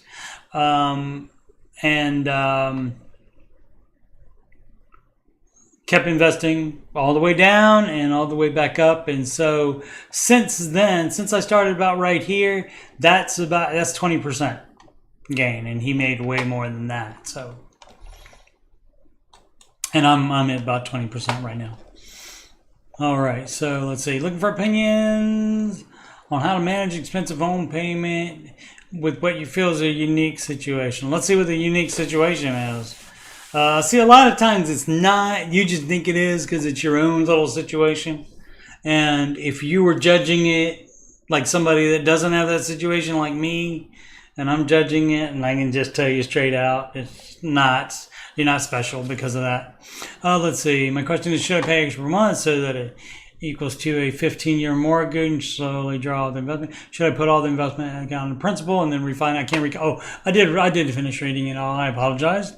Yeah, so I'm assuming that he thinks that he is in a unique situation because he managed to change 10K into 215K doing day trading or whatever he did, unless that's like exaggeration, like I said, or he kept adding income to it while doing that. And so however he did that, that doesn't give any excuse to keep doing stuff your own way. If you want Dave Ramsey to say, yeah, go ahead and do that. He's not going to say that. He's going to suggest you do. Imagine that, the Ramsey baby steps that he came up with that have millions of documented cases of being successful.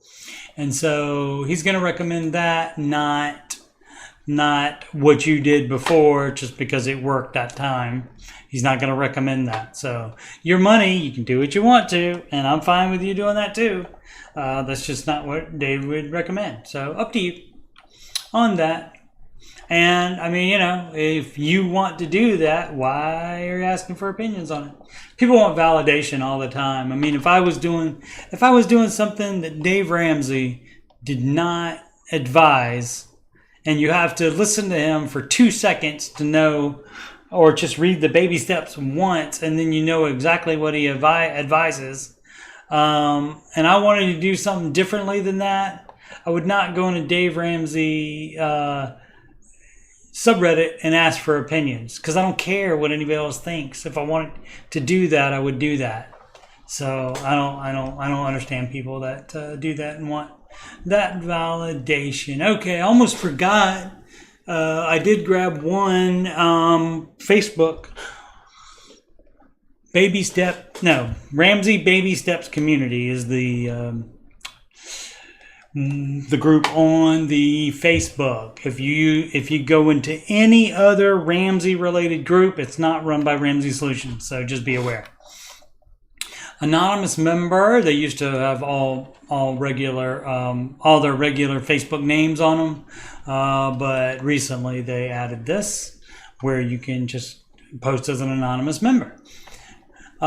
Need help and some advice. Even when it does show their names, though, when I use the question, I just grab the question instead of the name along with it. Okay. Need help and some advice. I have a boyfriend who has used my credit. Oh, this is why I picked this one, so I could do the.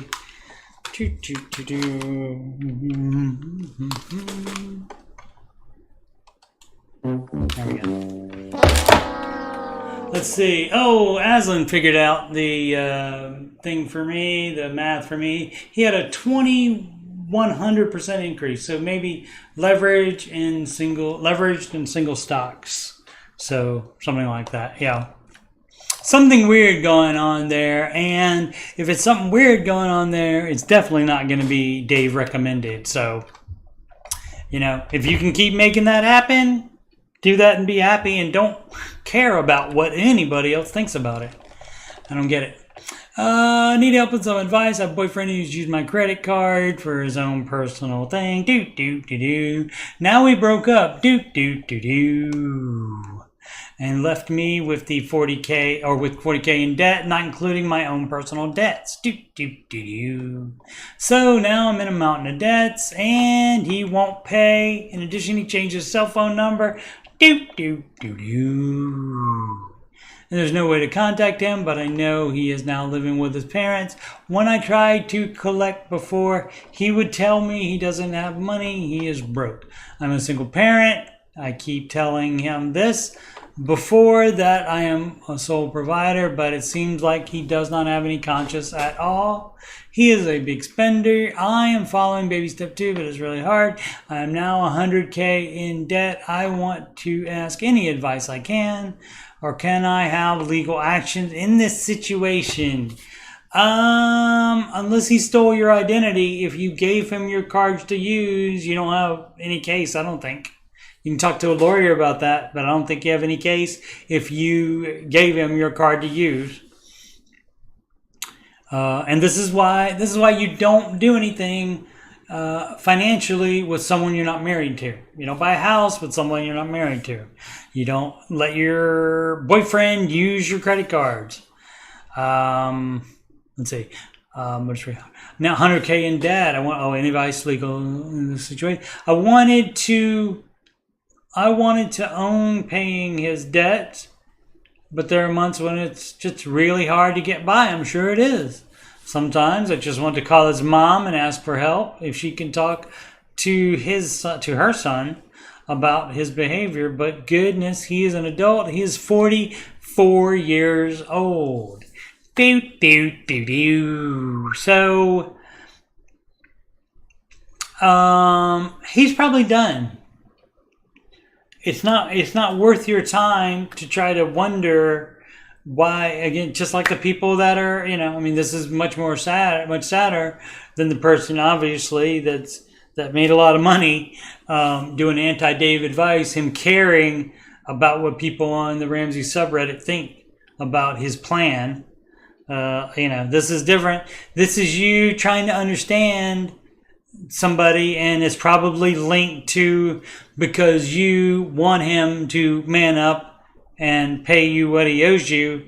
It's probably not going to happen, and it's probably a waste of your energy to have these thoughts even, and to put any thought into any stock into that he might come through and give you back that money, because it sounds like you just need to wash your hands of it. You can call his mom if you want to, but, what's that going to do? Moms are often on their kid's side instead of your side. So, and especially if they've heard one side of it. And so, we don't know what she's heard. So, you can call, but again, you expecting that he's all of a sudden going to turn around and be an adult?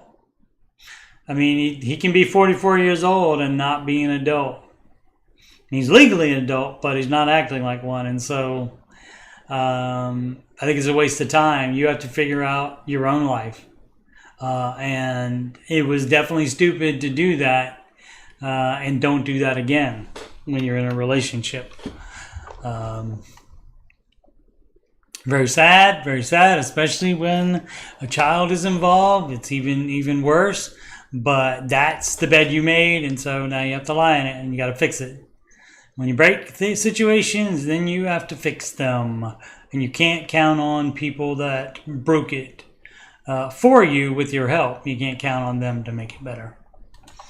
Time is it? All right. I guess we'll do 2 hours. Why not? Another 7 minutes to go for 2 hours. That is an ad. Some kind of game, probably. Gonna take over. Oh no, that's not an American flag right there, but this is the United States. What's up with that? All right. Looking into Financial Peace University. This is from Rooney Tim. Timma. I've been looking into my finances, and the nail in the coffin was when I saw my credit card's interest rate went up from 5% from what it was before. Now, credit card interest rate takes up 11.4% of my take-home pay. That is how they get you. And I know, just being in debt is how they get you. And I know it's important to take it seriously. Oh, great. I've already done baby step 1. I try to keep $1,000 in savings at all the time. Do or do not, there is no try. Obviously, if you have to use it for an emergency, you don't use it to go out to eat. Like an emergency to dip into that $1,000, that would be if you didn't have any food at all at home. That would be an emergency, I would say. But you need to plan for there to be food at home. And definitely do not go out to eat. That's not an emergency. And pursuing step 2 to chip away at my credit card debt and car payments. Do something drastic and get a drastic result from it. Like sell a car you're underwater on and move down in car. Let's say you heard about Financial Peace University and was wondering what people's overall experiences with it are. If I already have an accurate budget together on static monthly expenses and a good understanding of where I spend my extra money goes to on a monthly basis, well, it's more than understanding of where it goes to. You got to cut a lot of that stuff out. Sorry, talking too long. Is there something that Financial Peace University offers that would be more advantageous than the free content Dave Ramsey's company puts out on YouTube? It goes more into depth on it, and you could get information that is not brought up on there. You could be more motivated if you are in a class with other people.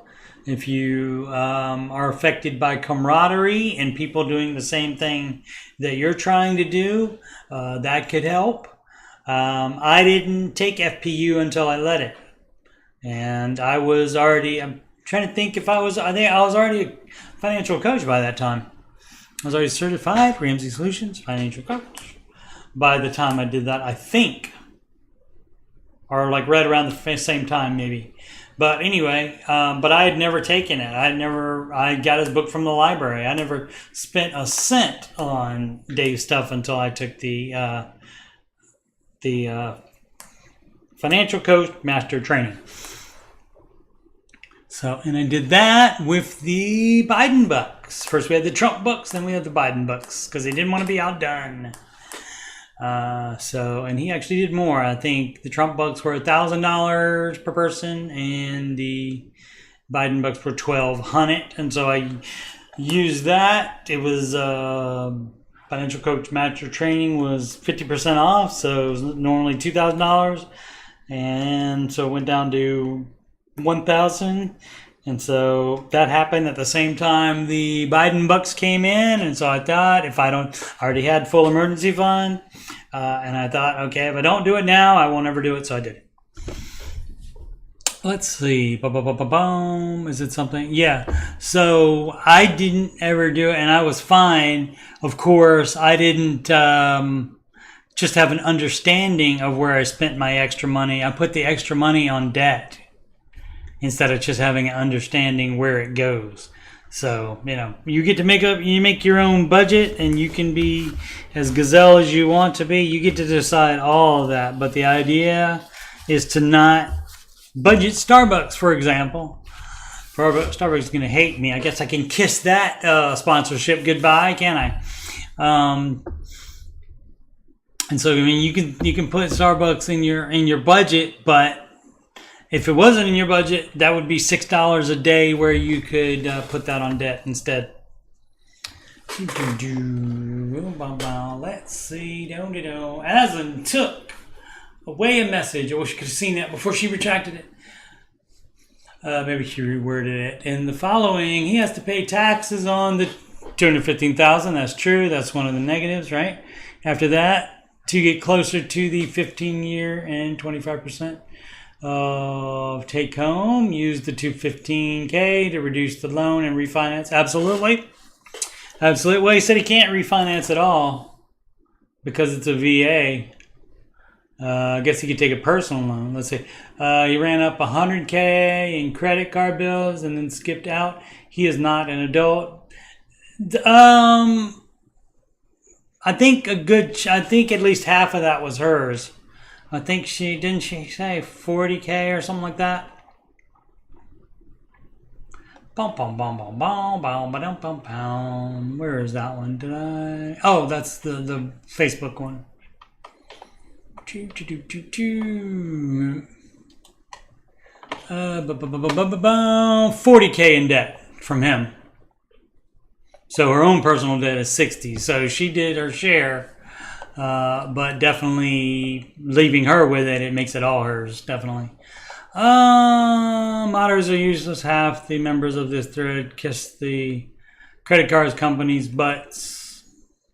Yeah, the thread needs new moderators. Yeah, they just let people have their own opinions. They don't kick people out or stop people from talking about credit cards and even recommending them. They don't do that here. So, again, this is something you can't control. So why do you care about it? Go to somewhere else where you like the moderators better, where they do a better job, in your opinion. Why go somewhere where you just have to complain? Go somewhere where you can say, "Oh, it's great here." Why not? Why? Some people love to complain, though. Let's see. X Beaver Hunter X, nice. How do I convince wife to go with the budget plan, or at least find compromise? Yeah, that is the question, isn't it? And so, right. So maybe you found Dave, and you thought Dave's stuff was great, and then you went home and perhaps was a little bit too forceful with the, oh, hey, look what we're going to do, and we're going to sell your car, that kind of thing.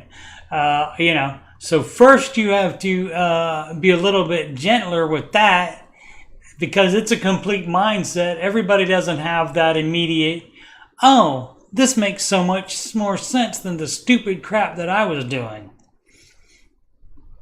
Everybody doesn't have that, moment there like you did when you found out about Dave's stuff. So, and probably Dave brought that information to you, and it wasn't third hand through you or second hand through you, and maybe you didn't explain it as well, and so forth. So you gotta always consider that. And this is your wife. You are married, so you can't expect her to do everything that you want to do, but she should at least be willing to compromise. And so if you can't compromise on something, that's the time for marriage counseling. And so you need to go, even if she won't go, you need to go to counseling to talk about that, to see how to handle that. Wife and I are on board with about 90% of the Ramsey plan. Do 90% and stay married and be happy. How about that? That 90%. I know a guy that would love to be able to do 90% of the plan with his wife. So, be thankful for that. Let's see. The main thing we don't agree is the 1K savings plan. Wife wants to build up like 10K before we start paying off cards and cars. Yes, this does make you too comfortable.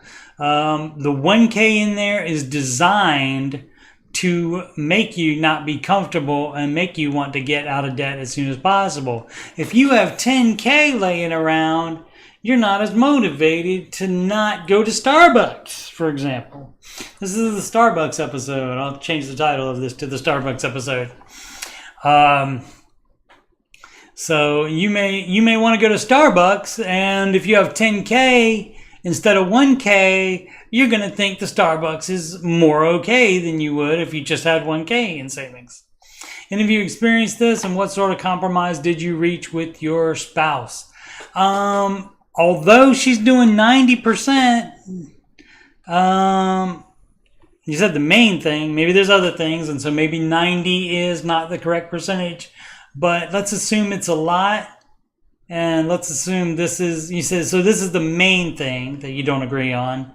I would get that, see if you can get that down to 3K. See if she'll be fine with 3K, 2K, something like that. Even 5K would be better than 10K.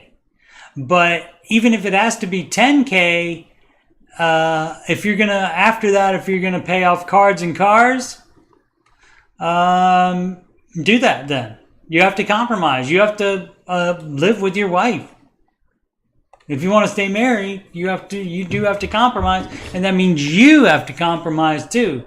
Compromising doesn't mean she just starts agreeing with you. Compromise means neither of you get completely what you want, but it's something that you can both live with, because being with each other is more important.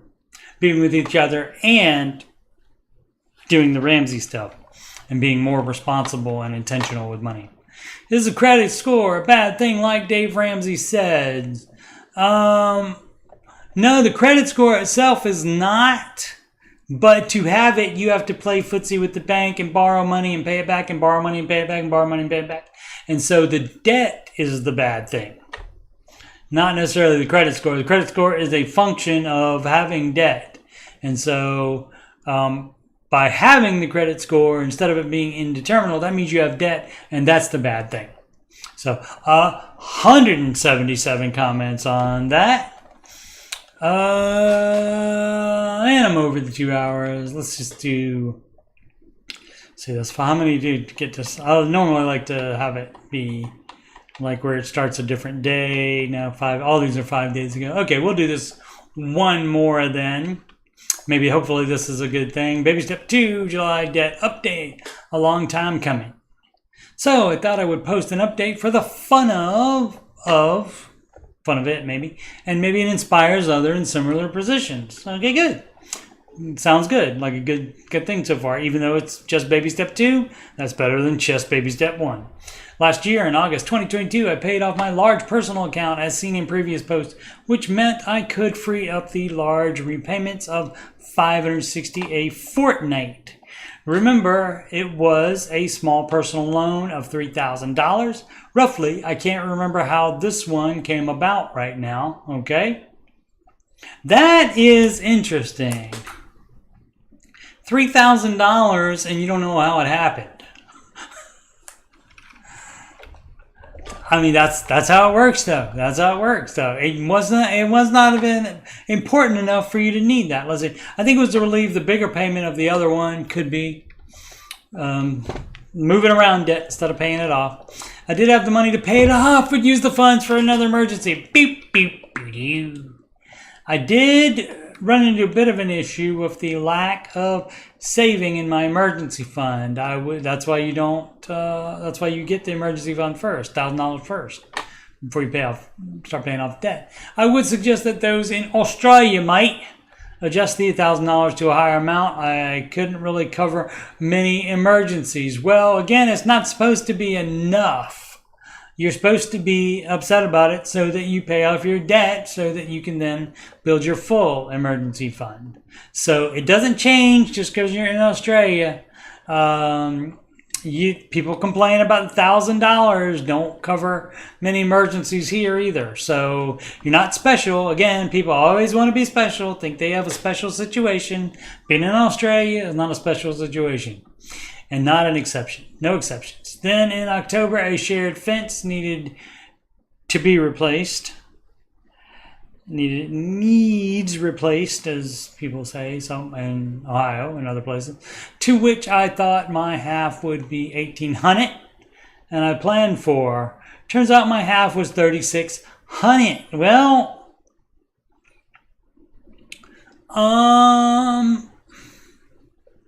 that's why you don't agree to have a shared fence with people.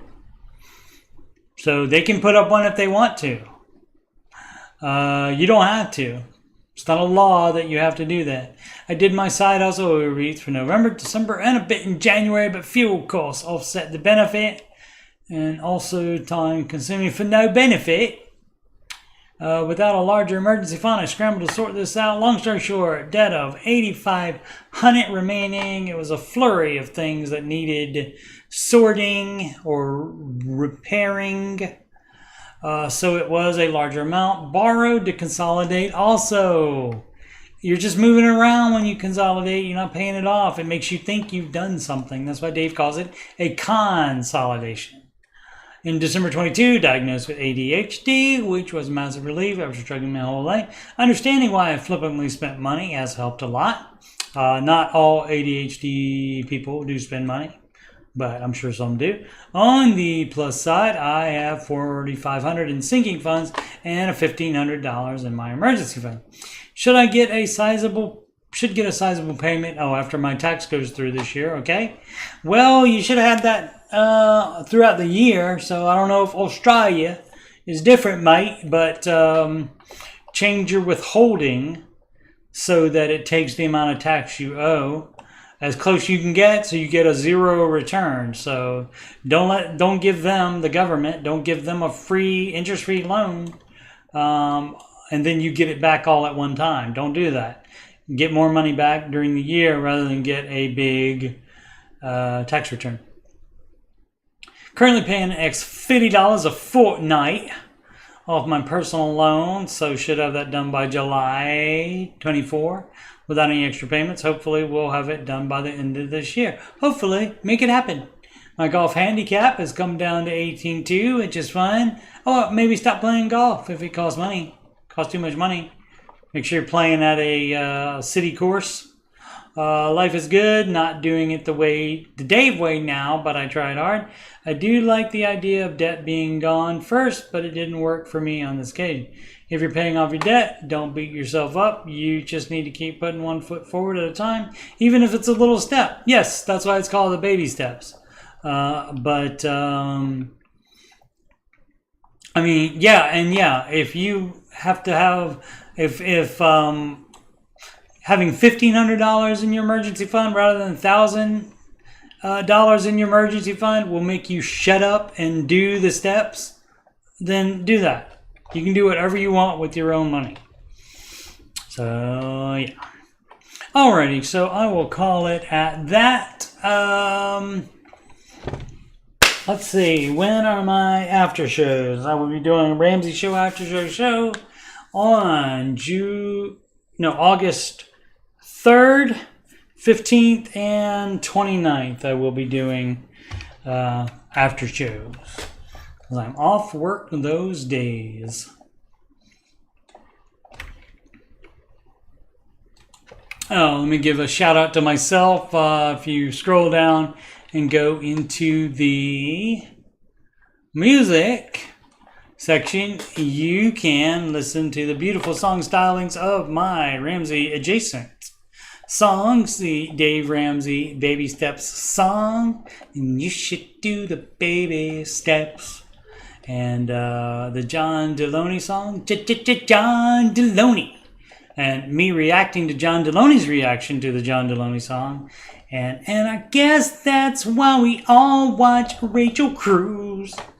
And, of course, the newest song, Det fought Warshaw and Warshaw won. Det fought Warshaw and Warshaw won.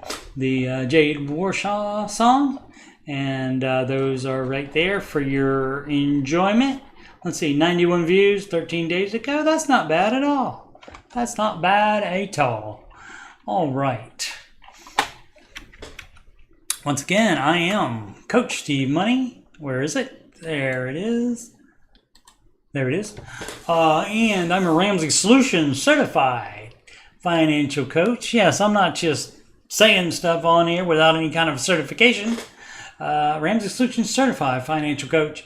And you can schedule a free financial coaching consultation assessment with me if you got money problems, or you just want to make sure you're on the right track, or you need somebody to yell at you because you're being stupid. It's calendly.com/Coach Steve Money. Also, the link is on the right side, as you can see way up there on my YouTube banner. You can email me about coaching or anything else on my YouTube channel at CoachSteveMoney@gmail.com. Donations can go to paypal.me/CoachSteveMoney. You can add me on the gram at Coach Steve Money. And of course, this YouTube channel is youtube.com/Coach Steve Money. Make smart financial decisions every day. Also, thank you so much for watching.